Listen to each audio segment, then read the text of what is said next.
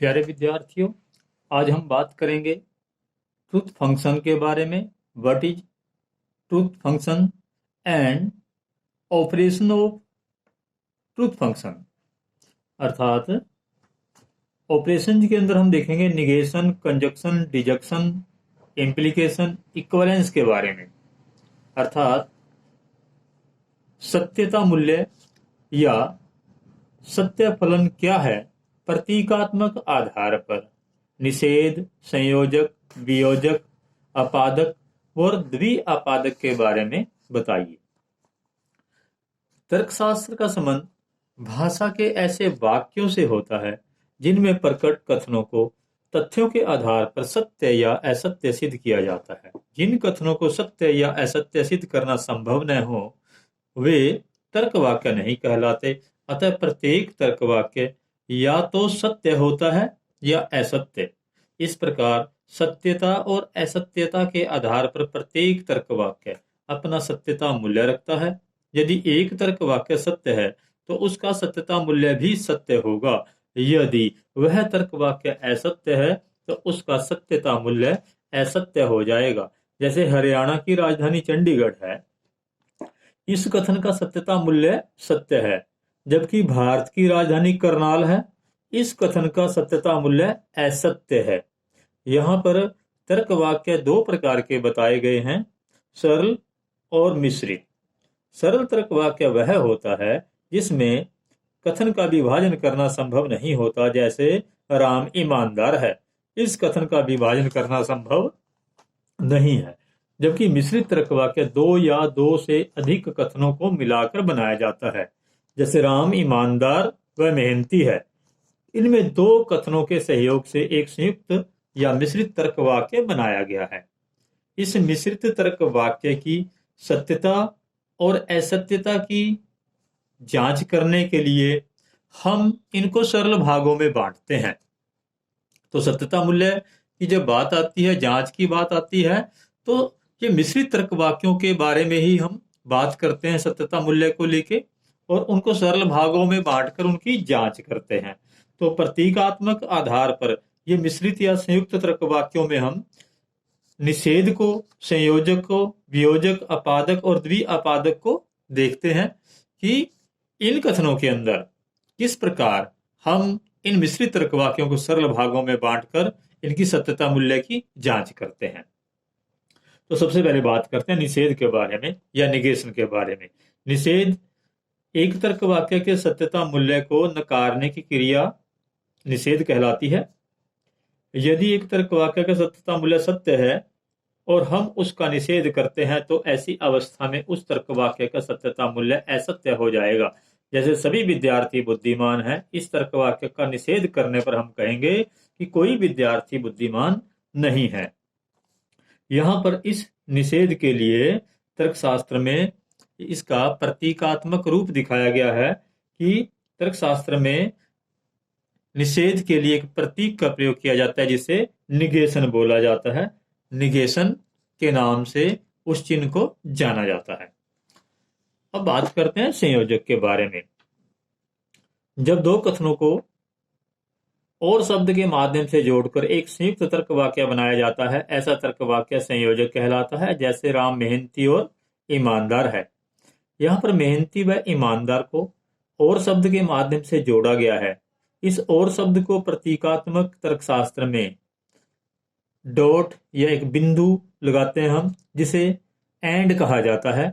And चिन्ह के माध्यम से दिखाया जाता है। जैसे हम बात करते हैं राम मेहनती और ईमानदार है। राम मेहनती के लिए हमने एक शब्द, इंग्लिश का शब्द प्रयोग कर दिया पी, और राम ईमानदार के लिए क्यों। तो दो कथनों को जोड़ा गया, पी को और क्यों को, और जोड़ा गया और शब्द के माध्यम से, उसके लिए हमने एंड लगाया, डॉट लगाया बीच में। तो इसका प्रतीकात्मक रूप हुआ पी एंड क्यू। अब सरल भागों में बांटकर जब हम इसे देखेंगे, पी की वैल्यू और क्यू की वैल्यू अलग अलग रख के चेक करेंगे, तो जब हमारा पी कथन सत्य होता है और क्यू कथन भी सत्य होता है, वहां पर पी एंड क्यू सत्य होता है। नेक्स्ट बात करते हैं हम वियोजक के बारे में। नंबर 3, वियोजक, जिसे डिजक्शन बोला जाता है। जब दो कथनों को या शब्द के माध्यम से जोड़कर एक संयुक्त तर्क वाक्य बनाया जाता है, ऐसा तर्क वाक्य वियोजक कहलाता है। जैसे राजा राम मोहन राय एक समाज सुधार के धार्मिक नेता थे। इस तर्क वाक्य में या शब्द को प्रतीकात्मक रूप में इंग्लिश का शब्द वी, यू के बाद जो वी आता है, वी चिन्ह के माध्यम से दिखाया जाता है। इसे यहाँ पर वेज बोलते हैं चिन्ह को। जैसे राजा राम मोहन राय एक समाज सुधारक, इसके लिए हमने पी शब्द का प्रयोग कर लिया। फिर या के लिए वेज लगा दिया, चिन्ह वेज। या धार्मिक नेता थे, धार्मिक नेता के लिए क्यों, तो पी वेज क्यों इसका प्रतीकात्मक रूप बना। तो दोनों कथनों को या के द्वारा जोड़ा गया, तो या के लिए वेज चिन्ह का प्रयोग किया। अब यहां पर इसकी सत्यता की जांच करने के लिए हम देखते हैं कि पी की वैल्यू और क्यू की अलग अलग वैल्यू रखते हुए जब हमारा पी कथन भी फॉल्स हो और क्यू कथन भी फॉल्स, पी कथन भी असत्य, क्यू कथन भी असत्य हो, जब दोनों कथन असत्य हो तो पी वेज क्यू, ये जो मिश्रित कथन है, संयुक्त कथन है, ये भी असत्य होगा। अब हम बात करते हैं अपादक की, जिसे इंप्लीकेशन भी बोला जाता है। जब दो कथनों को यदि तो के माध्यम से जोड़कर एक संयुक्त तर्क वाक्य बनाया जाता है, ऐसा तर्क वाक्य अपादक कहलाता है। जब दो कथनों को यदि तो शब्द के माध्यम से जोड़कर एक संयुक्त तर्क वाक्य बनाया जाता है, ऐसा तर्क वाक्य अपादक कहलाता है। जैसे यदि आप मेहनत करोगे तो पास हो जाओगे, यहां पर यदि तो के लिए जिस चिन्ह का प्रयोग किया जाता है उसे, जो इंग्लिश में सी है, इसको उल्टा सी, जिसे उल्टा सी प्रतीक का प्रयोग किया जाता है। इसे हम दूसरे ढंग से देखें तो जैसे घोड़े के पांव के निशान होते हैं तो उल्टा सी बनता है उससे, वो जो चाप है वो उससे यहाँ पर ऐसे चिन्ह का प्रयोग किया गया। तो इंग्लिश में जो उल्टा सी, एक सीधा सी है, एक उल्टा सी, जो उल्टा सी है ये यहाँ पर चिन्ह प्रयोग किया जाता है यदि तो के लिए, जिसे इंप्लाइज भी बोला जाता है। यदि आप मेहनत करोगे तो पास हो जाओगे, तो इसका प्रतीकात्मक रूप आएगा हमारे पास पी इंप्लाइज क्यू। अब पी इंप्लाइज क्यू की सत्यता की जांच हम कैसे करेंगे कि जहां पर हमारा पी कथन सत्य हो और क्यू कथन असत्य हो, ऐसी अवस्था में हमारा पी इंप्लाइज क्यू, ये संयुक्त कथन असत्य रहता है। अब हम बात करते हैं द्विआपादक की या इक्विवेलेंस की। जब दो कथनों को जब और केवल जब शब्द के माध्यम से जोड़कर एक संयुक्त या मिश्रित तर्क वाक्य बनाया जाता है, ऐसा तर्क वाक्य द्विआपादक कहलाता है। जैसे जब और केवल जब तुम मुझे हिंदी पढ़ाओगे तो मैं तुम्हें पंजाबी पढ़ाऊंगा, इस तर्क वाक्य में जब और केवल जब शब्द को प्रतीकात्मक रूप में तीन पैरेलल रेखाएं खींचकर, जिसे इक्विवेलेंस चिन्ह का नाम दिया जाता है, इस चिन्ह को इक्विवेलेंस बोलते हैं, इस चिन्ह के माध्यम से दिखाया जाता है।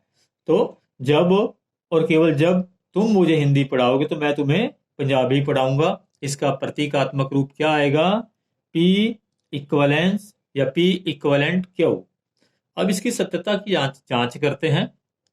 तो पी क्यू अलग अलग वैल्यू रखते हुए जब पी भी सत्य हो, क्यू भी सत्य हो, दोनों सत्य हो, तो पी इक्विवेलेंट क्यू, ये कथन सत्य होता है।